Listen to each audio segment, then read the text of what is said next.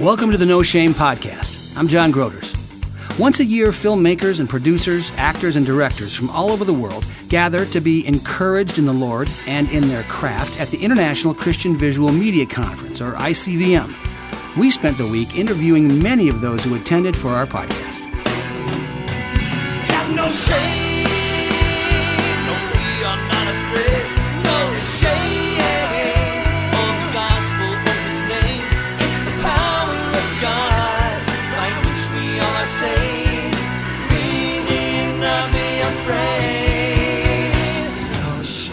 Hi, welcome to the No Shame Podcast. This is Keith Mitchell. I am guest hosting for John Groders. And I'm sitting here with Sharon Wilharm from Faith Flix. We are at the ICVM conference in Nashville, and I was so excited to run into Sharon, actually over at Opryland, when you were in pitching something. You want to tell us a little bit about what you were pitching? Our movie, Summer of '67, which just released theatrically in Nashville, and we finished our 2-week run yesterday, and now we're, making plans for what happens next. We've got a theater film lined up for July 27th for a week, and then we travel the country and just taking it on one-night screenings at churches, theaters, festivals. Tell us a little bit about that. We were talking about it earlier, and I didn't get the tail end of that, and I purposefully didn't ask you when I realized I had to do the interview with you. Yeah. So Summer of '67 is a Vietnam War love story told from the perspective of the women left behind. It is based on or inspired by true story in that my dad was on the USS Forrestal when it caught fire. And growing up, I heard that story, and I didn't really think anything of it until as I was an adult, I began pondering that, like, what would have happened if my dad had been one of those 100 and whatever men that were killed in the fire? And then what was it like for my mom when she saw it on the news and then didn't know for 3 days whether he was alive or dead or injured? So Summer of '67 is that. And it follows the lives of 3 women whose husbands are off, or husbands' boyfriends are off in the Vietnam War. And so it shows the war from the women's perspective. Tell us a little bit how you go from a blogger to a filmmaker. Actually, I was a filmmaker before I was a blogger. Oh, there you go. Actually, I call myself an accidental filmmaker because I thought I was going to go into ministry. And then God brought me a man that at the time was a businessman. He owned coin laundromats. And I'm like, this doesn't make any sense. I don't get this. I thought I was going into ministry. He had a degree in broadcast communications. He had never done anything with it until we had been married about 10 years. And then he's like, I've always wanted to make a movie. And so he started working on a documentary. And somehow or another, that documentary turned into a feature film with me writing, directing, and starring in it. Oh, wow. It was bad. I didn't know what I was doing. What was that one called? It was called The Inheritance. And it was we did it just locally. Yeah. We didn't know it very much at all. I'd never written a screenplay. I'd never written fiction. I'd written journalism. Yeah. I wrote newspaper articles. So it was very interesting. But Summer of '67 is our 7th film. So we've learned a few things since then. I bet you have. Well, I was just talking with Ben Howard from Providence, and we were talking about people just need to get out and do it. And that's what you guys did. You went out and just did it. And now look at you. And that was 10 years ago?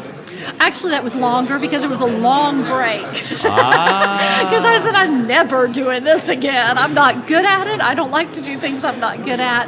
And then it was 2010 that we did our second one. So tell me a little bit about how all these people, there's rumblings that we got to have Sharon talk about our film or interview us. And how did you get that sort of reputation, if you will? Well, it all started at the NRB convention in 2013, and we were there working with a company, and we were helping them do video and photography. And they were interviewing all the big-time filmmakers and all the big-time people. And at the time, we had a movie that had just released, and it was, small. And I saw a lot of other small filmmakers like us, and I'm like, somebody needs to be telling their stories. And so that's why I started Faith Flix, so I could share the stories that nobody else was sharing. Because I'm like, these are some great movies, and these are some great stories. So that's what I started doing. And then people started contacting me saying, hey, will you write your review?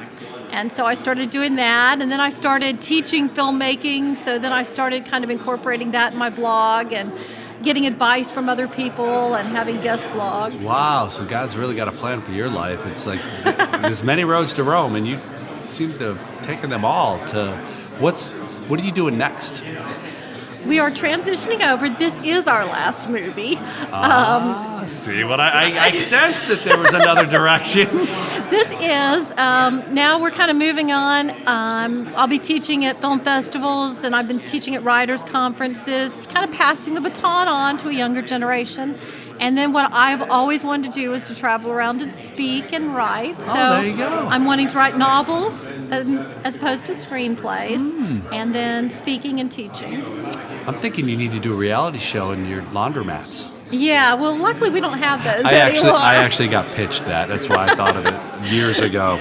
Yeah, we had a lot of adventures in the laundromats. Oh yeah, well I spent a lot of time in laundromats. I'm sure you turn the cameras on there, you see some adventures for sure. We did. So tell me a little bit about what you would say to the young up and coming. So now you're on the circuit. Let's just assume you're talking to people who want to get into the film business. What advice would you give them? How to start? Where to go? What's the first thing they should do and the last thing they should do? I think first they have to be willing to do whatever needs to be done. If you come in as a diva and you're like, I want to start off as a director and I want to tell everybody what to do and I want everyone to serve me, you're not going to make it in this industry.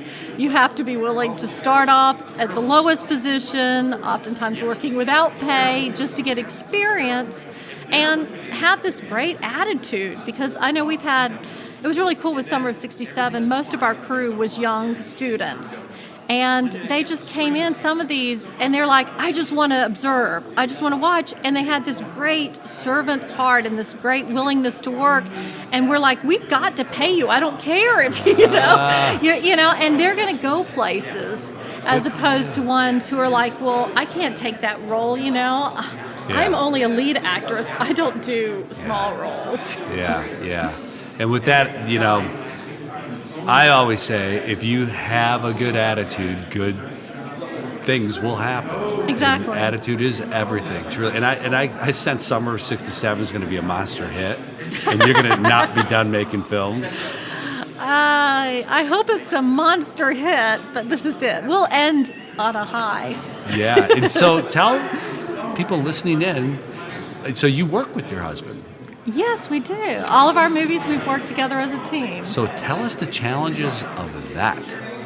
Well, that's one thing we've learned. Our first couple of movies, we had a bad tendency of, if we didn't know what we were doing, blame the other person. Oh, yeah. Because it was I do their that fault. in my house all the time. And at some point, we realized, this isn't really working for us. And so we kind of broke it down like, I'm good at this, you're good at that. And so pretty much I cover everything in front of the camera. I work with the actors, I make the, kind of visual decisions, and then he has final say over everything that goes on behind the camera, all the technical. So when things come up and we have disagreements, it's whichever one of us has the final say, and we trust Or the who's other the one. loudest? Well, sometimes. Yeah. Do you have any stories about filmmakers that you've reviewed and they have came back and weren't too pleased with your review of their movie on your blog? No, because I'm kind. Because you're kind. As a filmmaker, I can't tear apart a movie. Will you just tell them I can't write about it though? And I've done that. Some of them I'll just, it depends. I mean, there have been times that I've said, how about I just interview you instead? And sometimes I've done that just because I didn't have time, so I don't want people who are envious. It's hard. I mean, honesty in this business doesn't do anybody any good. No. I mean, I'm sorry. Right. Honesty doesn't, what I'm trying to say is people aren't honest enough to other people when they need to be told the truth. And now, I agree, art is subjective, but bad art is clear as day. And see, that's one thing I've started incorporating more is encouraging everyone as filmmakers to strive for excellence. Yeah. We don't need to do bad work. Yeah. There's just no place for it in our industry. And where people fail at the lower budget level, I feel, is in the post. they don't put Yeah. enough time and energy in the coloring, all the post-production stuff. They shoot it, they think they're done, and they just want to get it out in the world, when in reality, they need to put more time in post-production than they do in the actual production phase. They really do. The editing, I've recently really begun to appreciate Yeah. the art of editing, Yeah. because so often you'll see things and it'll look weak. Yeah. And it's like, this just doesn't look good. But if you keep tightening it, you keep editing it, you can make even a weak performance look strong. Look good. A lot of times with the different angles and just getting rid of that dead time. Yeah. And color is an art, and it's one of those subjective things, and sometimes it's never going to get right. I mean, we have a scene in Summer of '67 that is purple because they were wearing pink, the walls were pinkish, and it drives us all crazy, but there is no getting around it. It is just what it is, no matter what you do color-wise. It just bothers us, Yeah, and as filmmakers, you stare at something long enough, you're going to see every defect known to Exactly. mankind. Well, Sharon, thank you so much for your time. You want to plug, was it faithflix.com? That it is. And Where is Summer 67 playing? Summer of '67 just ended in Nashville. Our next spot is Evansville, Indiana. We'll be showing at the Showplace Cinemas starting the 27th through August 2nd. And then after that, from August through November, we are just going to churches and one nights at screenings and film festivals and film events, women's retreats, all kinds of different things. But you can go to summerof67.com and see where we'll be next if you would like to line up a screening. We are not charging a license fee for any churches that line up through November. And so if it's convenient, if it works with our schedule and it's somewhere near Middle Tennessee, we will actually go to it, do a behind-the-scenes Q&A, whatever. I think that DIY roadshow mentality, I love that. I find filmmakers who don't have the sort of stamina, if you will, to do stuff like that. And bless your hearts for taking your baby and going on the road with it. And that's what has to be done for people to see it. It does. And now I forgot to mention one thing we're really excited about is with the USS Forrestal, which is based on. We're actually going to Norfolk for a reunion of 600 men that were on the Forrestal, and we get to show the movie to them. That's going to be really cool. You need to bring cameras and film that. We are working on it. We are working on. If they let you.